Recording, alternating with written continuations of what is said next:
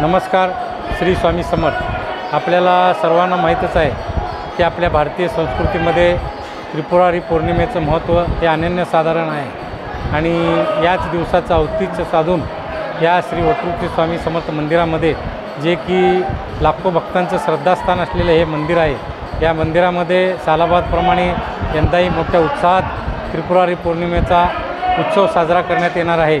त्यासाठी पहाटे 3 वाजता भक्तांची गर्दी पाहता पहाटे 3 वाजता हे मंदिर दर्शनासाठी खुलं करण्यात येणार असून पहाटे 5ला होणारी काकड आरती ही 4 वाजता होईल आणि त्यानंतर पुन्हा स्वामी भक्तांच्या दर्शनासाठी मंदिर खुले करण्यात येईल आणि नित्यनेमाने जे रोज सकाळी 7:30 ते 9:30 या वेळेमध्ये जे अभिषेक होतात ते अभिषेक स्वामी भक्तांचं दर्शन सुलभ होण्यासाठी ते देखील बंद करण्यात येऊन त्या ठिकाणी जे स्वामी भक्त पावती करतील अभिषेकाची त्यांना तात्काळ प्रसाद देण्याची व्यवस्था करण्यात आलेली आहे.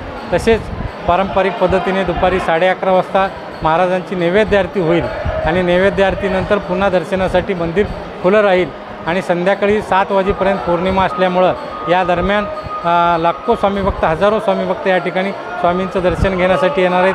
त्यामध्ये काही पालख्या, दिंड्या पायी चालत येणार आहेत.